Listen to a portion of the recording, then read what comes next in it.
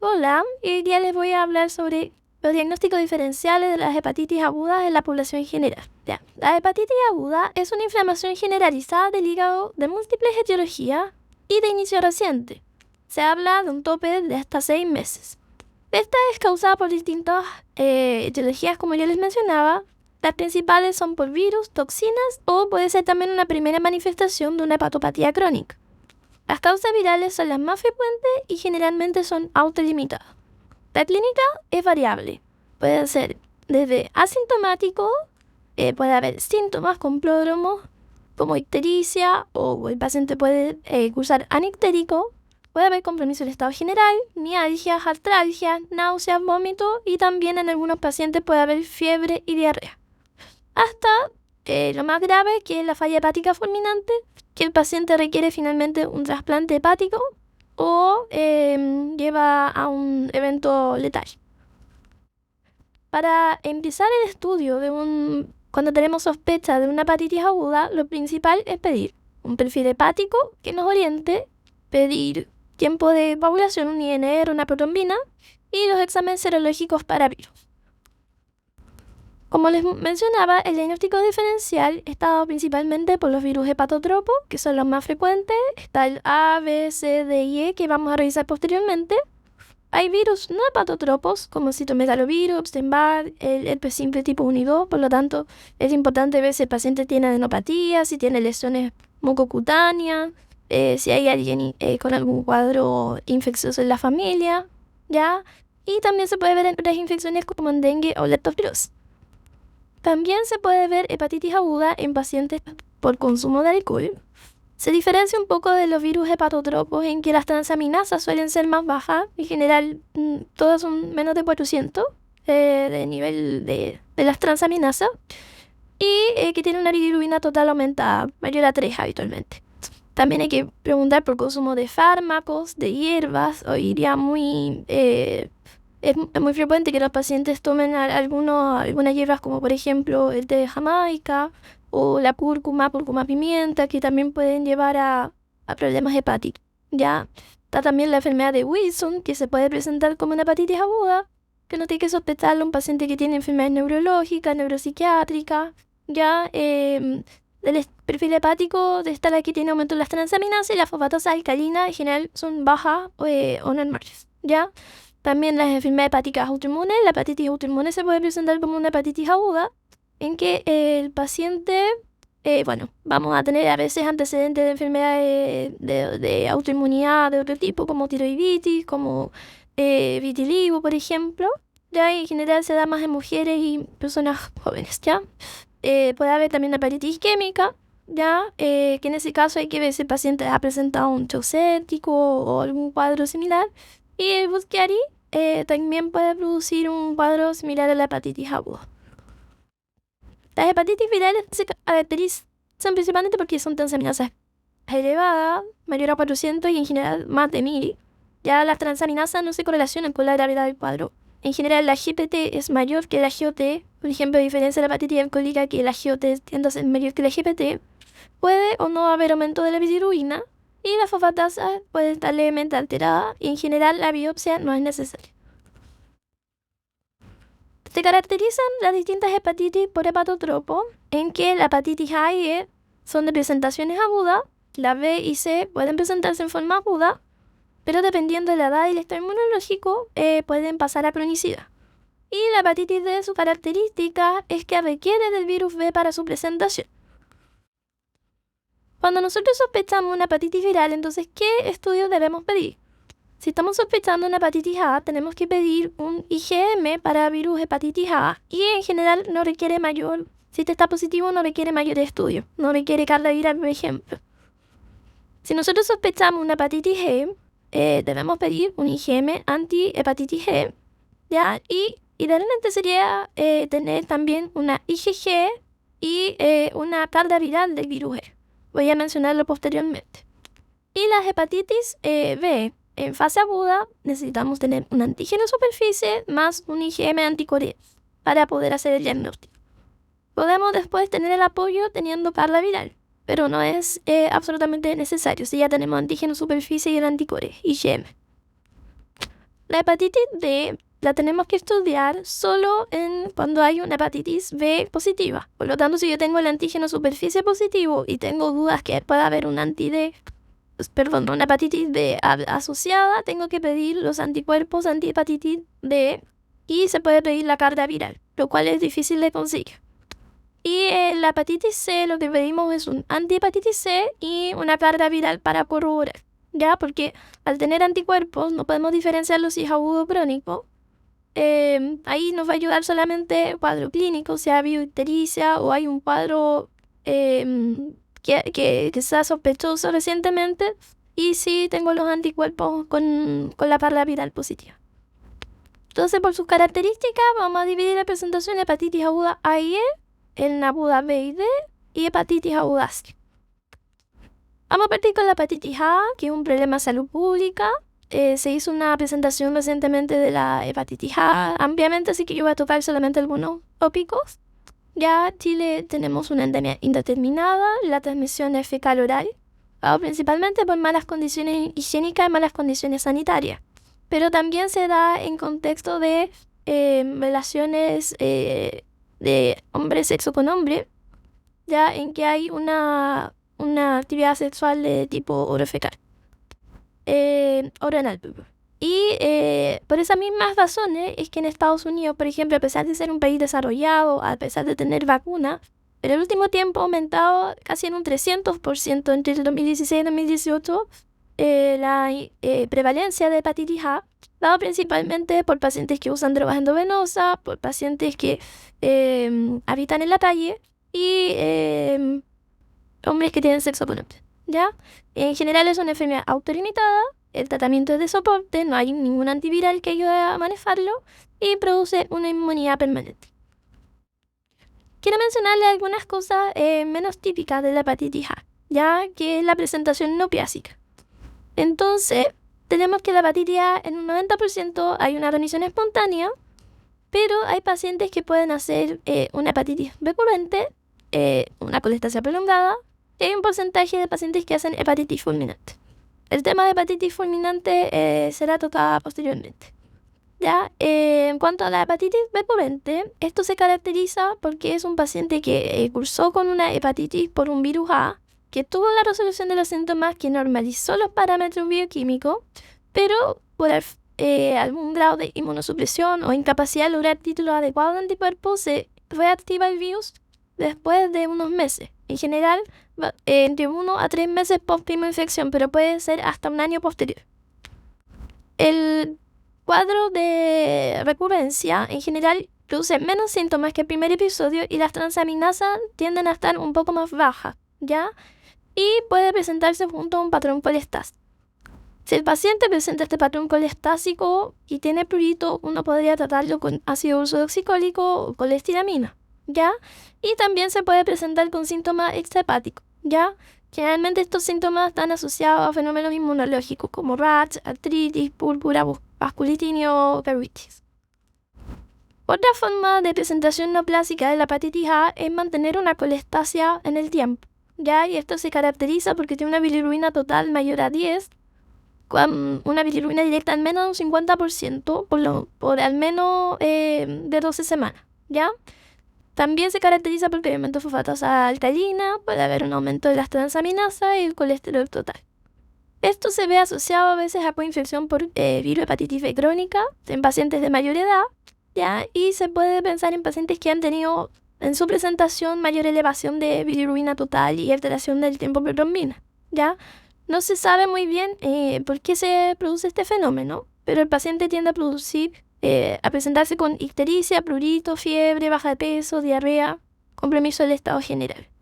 Y durante todo este periodo de colestasia, el paciente mantiene la excreción viral a través de las deposiciones, ¿ya? Dentro de la bibliografía se describe que uno podría tratar en estos casos con prednisona, 1 miligramo por kilo por 4 semanas, pero la precaución que hay que tener es que el paciente tenga un IgG por virus A, porque si no alcanza a montar una respuesta inmune, puede haber una recurrencia y puede presentar nuevamente un cuadro de hepatitis aguda, ¿ya? Y también se ha visto que se asocia a desarrollo de hepatitis autoinmune, ¿ya? Entonces, se puede diagnosticar esta hepatitis autoinmune al momento de la hepatitis A o tiempo después. Se produce en 3% de los pacientes con virus de hepatitis A. Y este virus de hepatitis sería un factor desencadenante en pacientes que tienen una hepatitis autoinmune latente, ¿ya? Y el tratamiento sería muy similar a la hepatitis autoinmune habitual con corticoides, ¿ya? Y posteriormente pasar a micofenolato o azathioprina. ¿Qué peculiaridades encontré con respecto a la hepatitis A? Debido a su similitud, puede ocurrir coinfección del virus hepatitis A con el virus hepatitis G, ¿ya? Clínicamente son muy parecidos, la parte de transmisión es muy similar, ¿ya? Y en un estudio en India incluso se habla de un riesgo de un 6% de contraer los dos virus al mismo tiempo, ¿ya? Esto hace que la coinfección provoque mayor riesgo de complicaciones, de tener una insuficiencia hepática aguda y aumenta la mortalidad tanto en niños como adultos, ¿ya? Otra peculiaridad del virus de hepatitis A es que se ve asociado a enfermedades de transmisión sexual como VIH, sífilis, como un trabajo que presentó en Argentina el doctor Marciano, ¿ya? Y se ha visto también más riesgo de clamidia y gonococo, por lo que yo les comentaba en un principio de la vía de transmisión, ¿ya? Así que sería conveniente en todos los pacientes que tienen infecciones de transmisión sexual y en pacientes con hepatitis B o C crónicas también tomar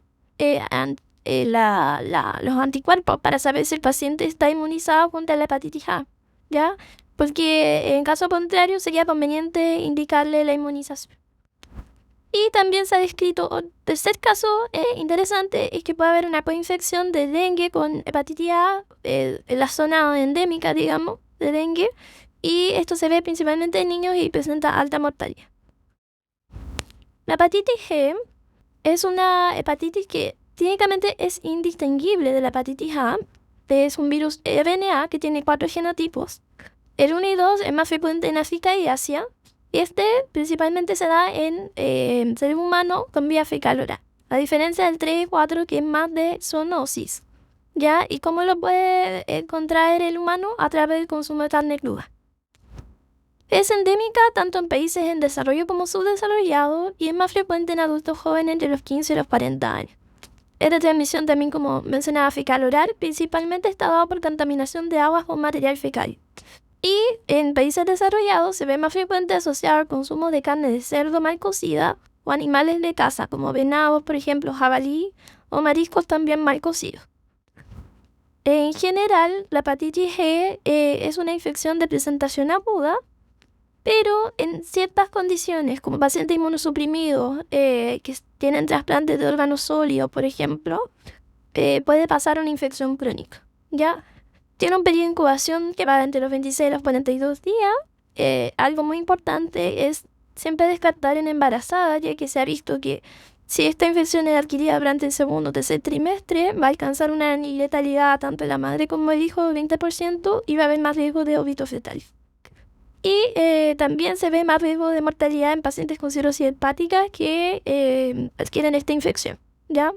Se caracteriza también porque puede producir manifestaciones extrahepáticas. Dentro de estas, las neurológicas, por ejemplo, el síndrome de Guillain-Barré, una neuritis múltiple, miositis, una parálisis facial, ya causas renales como la glomerulonefritis membranoproliferativa membranosa, una nefropatía por IgA.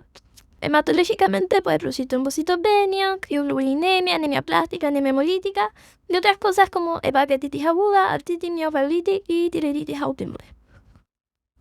Entonces, para el diagnóstico, nosotros requerimos tener una IgM de virus hepatitis G y una IgG para virus hepatitis G. Y después de que eso salga positivo, nosotros deberíamos confirmarlo con una PCR de virus hepatitis G. En Chile solo contamos con medición de anticuerpos IgM y IgG contra este virus, que se hace en la Universidad Católica.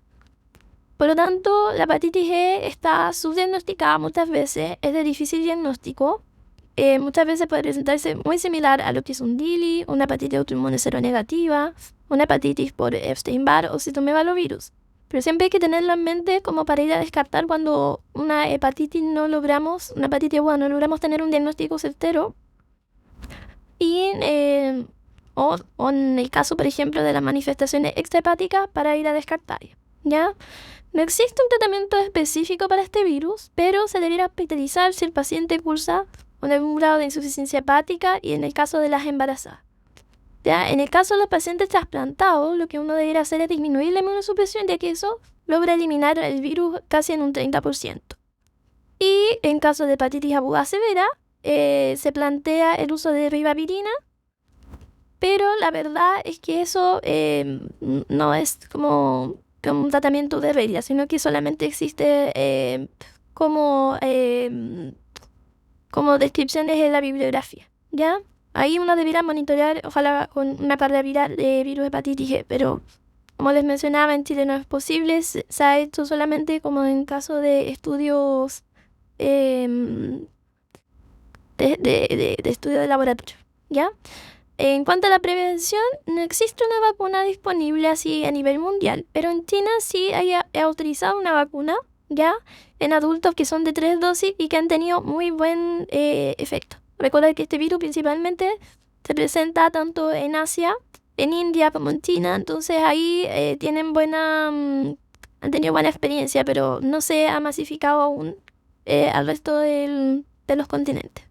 ¿Ya? Y que la principal medida es evitar comer carne de cerdo, jabalí, reno, etcétera, poco cocida. Esto principalmente factores de riesgo en Europa y las medidas de higiene son vitales, tanto para la hepatitis G como la A. En cuanto a la hepatitis B, ya vamos a pasar a esto. Va a haber una charla especial sobre la hepatitis B crónica, así que yo me voy a dirigir más a la parte aguda, a lo puntual, ¿ya? Entonces, el virus hepatitis B es un DNA de doble cadena asimétrica abierta que se transmite habitualmente por contacto sexual, transfusiones, transmisión vertical madre-hijo, contacto con fluidos, sangre y a través de tatuajes. ¿Ya? La hepatitis aguda por este virus se resuelve en general antes de 6 meses de la infección. ¿Ya? Esto se puede presentar con o sin síntomas. Y en un 95% se resuelve en forma espontánea.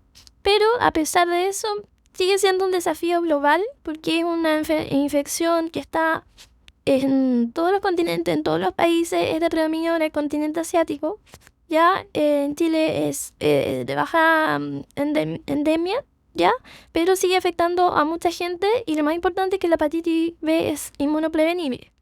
¿Por qué es importante diagnosticar la hepatitis B en fase aguda, ¿ya? Y poder iniciar tratamiento, por ejemplo, en los pacientes? Es porque primero nos va a ayudar y que si el paciente no monta una buena respuesta a reducir la progresión a cirrosis, a hepatocarcinoma y todo lo que tiene relación con la cronicidad. Y a nivel social disminuye el riesgo de contactos, ¿ya? Y que se siga expandiendo el virus. La incubación suele ser entre 60 a 150 días, ¿ya? En general es asintomática y pero va a depender mucho de la edad del contagio y del estado inmunológico del paciente, ¿ya? En los niños en general es asintomática, ya no hacen una respuesta inmunológica importante porque este virus no es un virus hepatotóxico en sí, sino que va a depender de la respuesta inmune. Pero sí en los adultos se ve que hasta un 30% de los que sufren el contagio van a presentar una hepatitis ictérica. Y puede llegar entre 0,1 a 0,5% a desarrollar una falla hepática fulminante.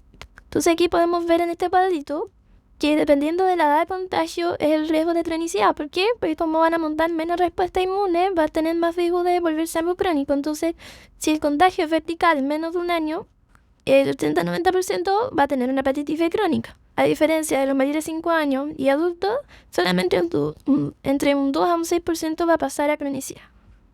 Con respecto al diagnóstico de la hepatitis B, este se hace a través de sospecha clínica, ¿no es cierto? Haber una elevación de transaminasa que puede estar acompañado o no de sintomatología, puede o no presentar ictericia, ¿ya?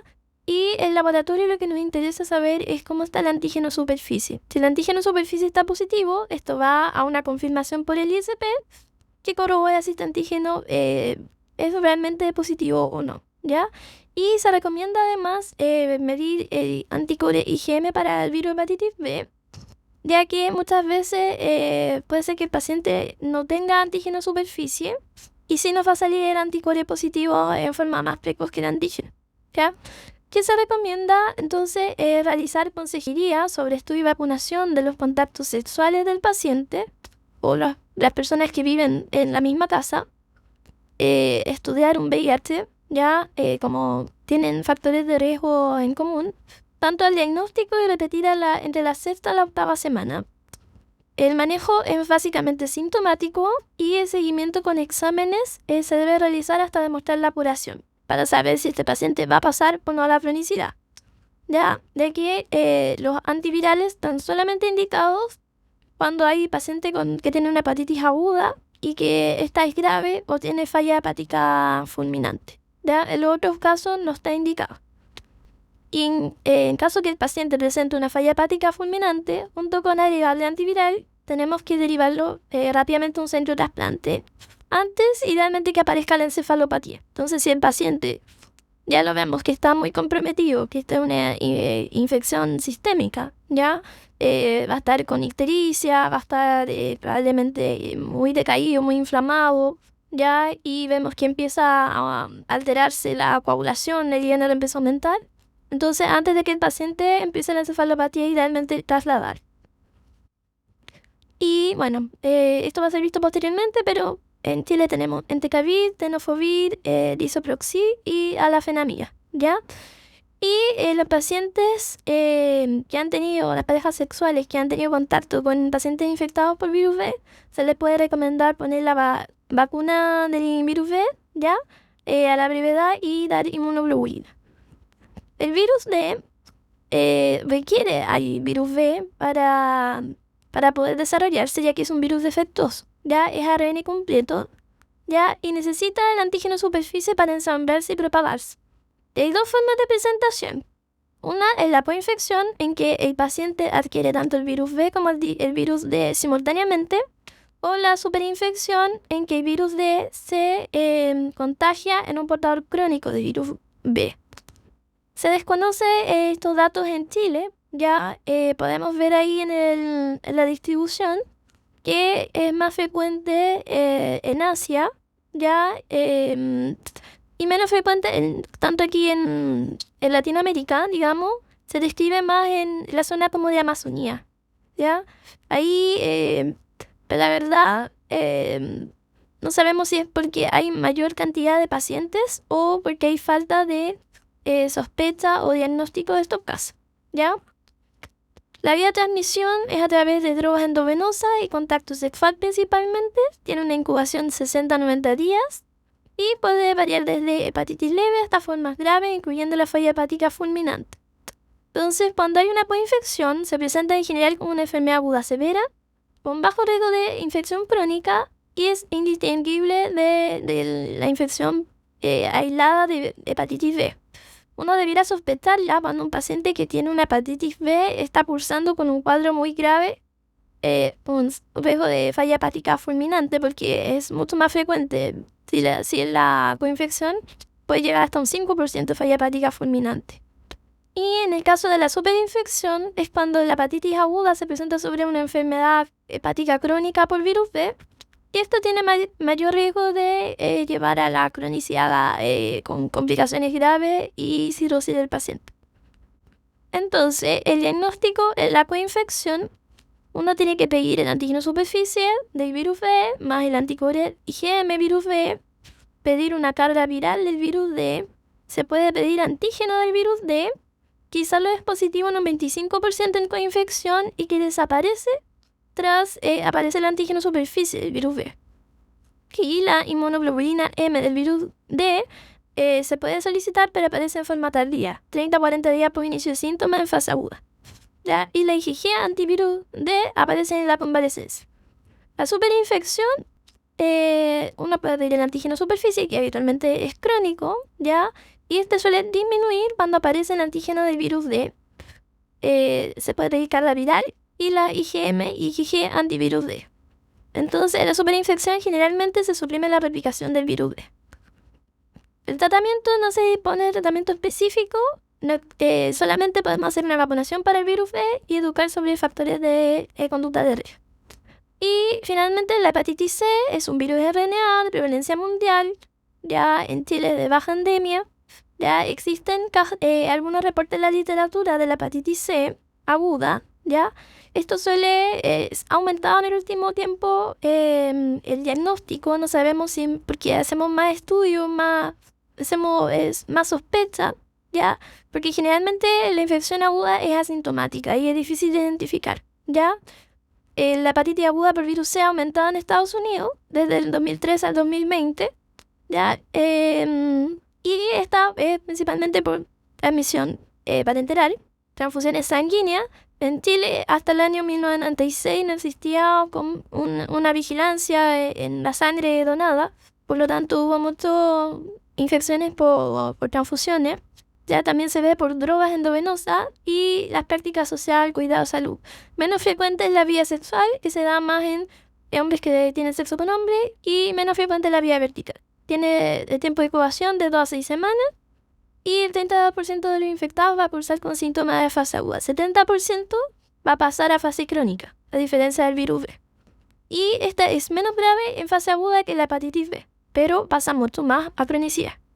El diagnóstico se caracteriza por aumento de las transaminasas, cuando sin sintomatología, el antivirus de hepatitis C, como les había comentado, que tiene que ser confirmado por el ISP, y bueno, podemos ver que puede haber una seroconversión reciente. Es difícil poder interpretar cuando esto es agudo o de reciente, quizás de reciente contagio, ¿ya? La pérdida viral se puede ver desde la segunda semana post-exposición. Incluso la pérdida viral puede aparecer antes que el IgM para el virus C, ¿ya? Y bueno, y recordar que todas estas hepatitis virales son de notificación obligatoria, ya que esto evita detener la cadena de transmisión. Así que es muy importante que recuerden notificar, esto de notificación diaria. El tratamiento para la hepatitis aguda por virus C debe iniciarse al momento del diagnóstico, que sea confirmado por carga viral, ¿ya? Y se utilizan los mismos esquemas que la hepatitis crónica. En Chile principalmente estamos usando en este momento sofosbuvir, abelpatasvir, ¿ya? Y esta estrategia de testear y tratar se fundamenta principalmente en reducir la transmisión entre pacientes, ¿ya? Y así disminuir la prevalencia a lo largo del tiempo, ¿ya? El posible clearance de esto en forma espontánea es un 25%, ¿ya? Y tenemos alto riesgo de perder esos pacientes que están infectados si no los tratamos. Por lo tanto, más que nada es por eso que se hace el tratamiento, ¿ya? Y recordemos que la hepatitis C es un virus que se puede tratar, ¿ya? Son 12 semanas y después el paciente logra eliminar casi una efectividad entre un 95 y un 98%, elimina el virus, ¿ya? Y hasta ahora no existe ninguna inmunoprofilaxis, no existe vacuna para el virus de hepatitis C. Conclusión entonces, la hepatitis viral aguda deben sospecharse en pacientes con ictericia y aumentos de transaminasa. Es importante recalcar que las hepatitis producen algún grado de malestar, sensibilidad en el hipocondrio derecho, sensación de pesadez, pero no es un dolor abdominal importante, no es un cólico intenso. Cuando ustedes tengan transaminasas cólico intenso, hay que descartar colelitiasis, sobre todo si hay aumento de la bilirrubina, ¿ya?